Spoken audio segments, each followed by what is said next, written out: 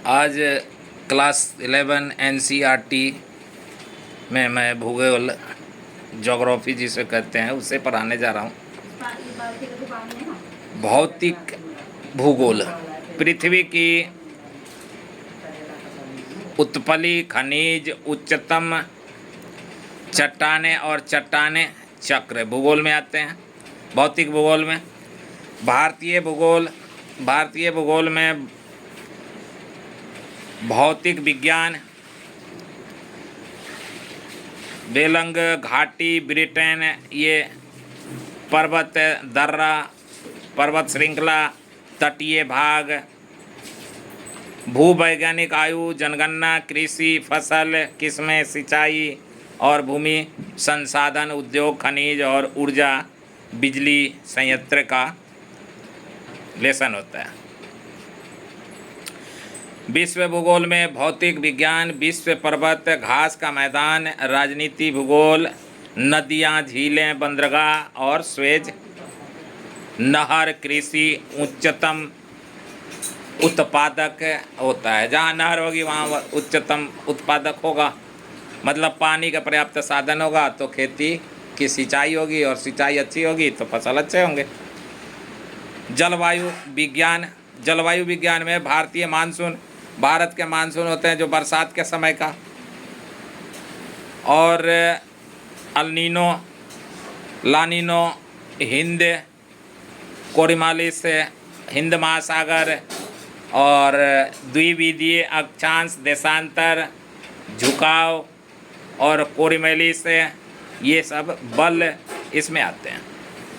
समुद्र विज्ञान में महासागरीय धाराएं, प्रकाश, ये समुद्र विज्ञान में आते हैं। बच्चों भूगोल भू मतलब पृथ्वी और गोल मतलब गोल, इसका अर्थ है कि पृथ्वी गोल है। भौतिक भूगोल जो फिजिकल ज्योग्राफी कहते हैं, पृथ्वी, अक्षांश और देशांतर, सिद्धांत, चट्टानें, वायुमंडल, दाब पेटियां, पवनें, तापमान, आर्द्रता, महासागरीय धाराएं, ये सब भौतिक भूगोल में होता है। पृथ्वी प्लस वर्णन, पृथ्वी का वर्णन, पृथ्वी का आकार कैसा है तो अभी बताया, भू प्लस गोल इज इक्वल टू भूगोल, यानी पृथ्वी गोल है। और पृथ्वी गोल होने की वजह से पहले भी तुमने पढ़ा होगा कि पृथ्वी नारंगी के आकार की गोल है, यानी उसके 2 सिरे झुके हुए हैं और उस सिरों पर झुकाव है। पृथ्वी का आकार, भूभाग जिसका अर्थ है पृथ्वी जैसा आकार, पृथ्वी विषुवत रेखा क्षेत्र में अधिक प्रसारित और ध्रुवीय क्षेत्र में चपटी होती है। विषुवत रेखा में अधिक प्रसारित होती है और ध्रुवीय क्षेत्र में चपटी दिखाई देती है। पृथ्वी के आकार में ध्रुवीय विषय होते हैं और ये दोनों ही पृथ्वी के हिस्से हैं। जैसे घूर्णन में पश्चिम से पूरब की ओर होती है। जब पृथ्वी घूमती है तो पश्चिम से पूरब दिशा की तरफ घूमती है।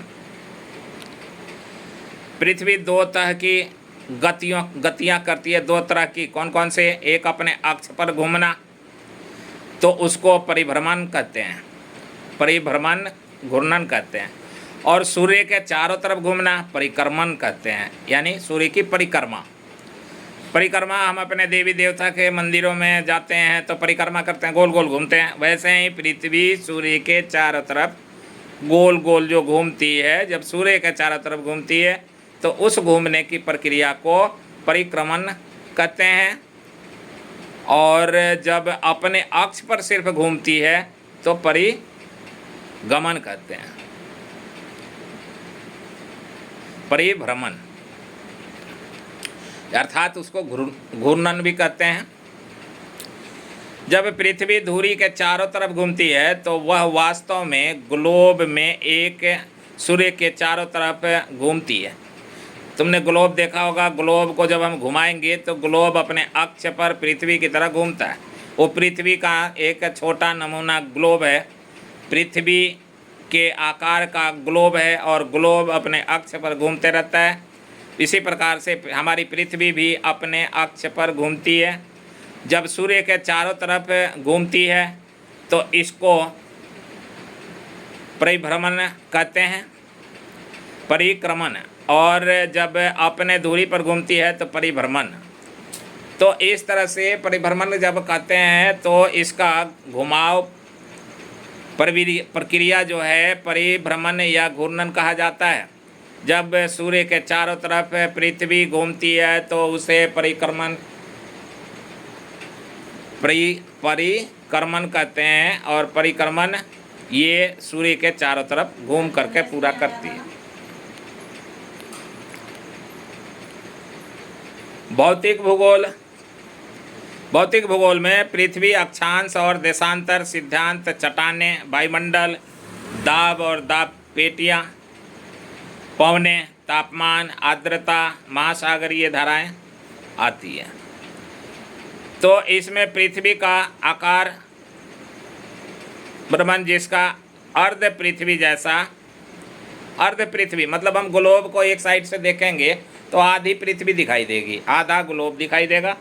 तो इसी प्रकार से जब हम पृथ्वी को देखते हैं तो एक हिस्सा तो हम देख पाते हैं लेकिन दूसरी हिस्सा हम नहीं देख पाते। तो जब नहीं देख पाते तो पृथ्वी विषुवत रेखा से, विषुवत रेखा के क्षेत्र में अधिक प्रसारित और ध्रुवीय क्षेत्र में चपटी हो जाती है। घूर्णन पश्चिम से पूरब की ओर होती है। तो घूर्णन जब पश्चिम से पूरब की ओर होती है तो अपने अक्ष पर घूमती है। जब अपने अक्ष पर घूमती है तो परिभ्रमण कहते हैं, अर्थात घूर्णन कहते हैं, और सूर्य के चारों तरफ जब घूमती है तो परिक्रमण कहते हैं। तो अब परिभ्रमण और परिक्रमण में अंतर, क्या अंतर है? परिभ्रमण जो अपने अक्ष पर घूमती है, अक्ष पर घूमने की क्रिया को परिभ्रमण कहते हैं, और सूर्य के चारों तरफ घूमने की क्रिया को परिक्रमण कहते हैं। जब पृथ्वी धुरी के चारों तरफ घूमती है तो यह वास्तव में ग्लोब के एक सूर्य के चारों तरफ घूमती है। इस प्रक्रिया को परिभ्रमण या घूर्णन कहा जाता है। कभी कभी प्रश्न आता है घूर्णन क्या है? तो जब घूर्णन अपने अक्ष पर, पृथ्वी अपने अक्ष पर घूम रही हो तो घूर्णन है, और यदि सूर्य के चारों तरफ घूम रही हो तो उसको परिक्रमण कहते हैं। तो परिक्रमण की परिभाषा के लिए सूर्य के चारों तरफ घूमना पृथ्वी का, और परिभ्रमण के लिए अपने अक्ष पर घूमना। परिभ्रमण क्या है? पृथ्वी द्वारा अपनी धुरी के चारों ओर की जाने वाली गति परिभ्रमण कहलाता है। पृथ्वी जब अपने अक्ष पर घूमती है, अपने अक्ष पर एक पृथ्वी का हिस्सा, एक थोड़ी देर के लिए मान लो कि एक लट्टू, एक लड़का लट्टू नचा रहा है, लट्टू अपने कील पर नाचती है, यानी उसका वो धुरी है। उसी प्रकार से पृथ्वी का एक धुरी है और उस धुरी के ऊपर ही वो नाचती रहती है, चलती रहती है। तो नाचने का मतलब कि जैसे हीरोइनों की तरह नहीं नाचती हो, नाचने का मतलब है कि लट्टू जैसे नाचता है वैसे नाचता है। ऐसा मत सोचना कि हीरोइन की तरह नाचती होगी पृथ्वी भी। तो हीरोइनें कभी कभी कूदती हैं तो ऐसे पृथ्वी कूदती तो हम गिर ही जाते। इसलिए अपने अक्ष पर घूमती है, सिर्फ नाचती नहीं है। पर नाचना भी कहते हैं कि पृथ्वी अपने दूरी पर नाचती है। तो पृथ्वी के एक परिभ्रमण पूरा करने के लिए 24 घंटे, एक दिन और रात दोनों मिलाकर के कितने घंटे होते हैं? 24 घंटे 56 मिनट 4 सेकंड होते हैं। तो एक बार में ये परिक्रमण करती है किसकी? पृथ्वी की। पृथ्वी की परिभ्रमण है ये। कितने? 24 घंटे 56 मिनट 4 सेकंड में एक चक्कर लगाती है। पृथ्वी पश्चिम से पूरब की ओर घूमती है। इसी वजह से जब हम गाड़ी में जा रहे होते हैं, कहीं भी जाएं, ट्रेन की सफ़र करें, मारुति की सफ़र करें, स्कूटर की सफ़र करें, तो ये सूर्य पूर्व से पश्चिम की ओर जाता हुआ प्रतीक होता है। हमें जब देखते हैं तो पूरब से पश्चिम की ओर जाते हुए प्रतीत होता है, ऐसा लगता है कि पूरब में निकला था और पश्चिम में जा रहा।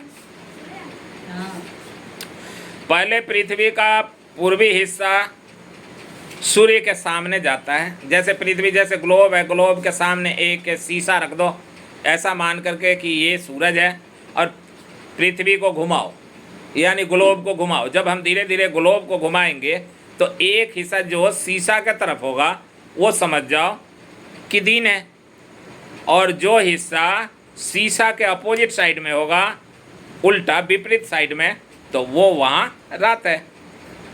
और फिर पश्चिम हिस्सा सूर्य के सामने आता है, अर्थात पृथ्वी पश्चिम से पूरब की ओर परिभ्रमण करने से सूर्य पूर्व में उगता है। जो सुबह जब हम देखते हैं तो वो कहाँ उगता है? पूरब में उगता है।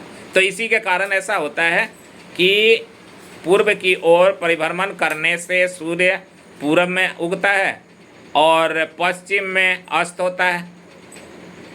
दिन और रात का निर्माण पृथ्वी का जो हिस्सा सूर्य के सामने आता है, मैंने बताया था कि शीशा रख दो, ग्लोब रख दो, जो ग्लोब के सामने होगा वो दिन है, और जो ग्लोब के अपोजिट साइड में, जो शीशा के अपोजिट साइड में होगा वो रात है।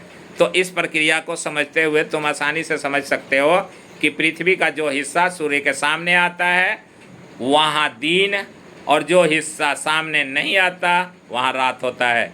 दिन और रात के स्थानों का अलग अलग करने वाला वृत्त कहलाता है। जब दिन और रात के स्थानों का अलग अलग कर देता है, जैसे हमारे यहाँ अभी रात है, यानी अभी 9 बज चुके हैं, तो 9 बज चुके हैं, तो अमेरिका में और कहीं जहाँ जहाँ दिन होते हैं तो वहाँ दिन हो रहे होंगे, सुबह हो रहे होंगे। तो इसलिए ये दिन और रात की वाला जो अलग करता है वो वृत्त कहलाता है।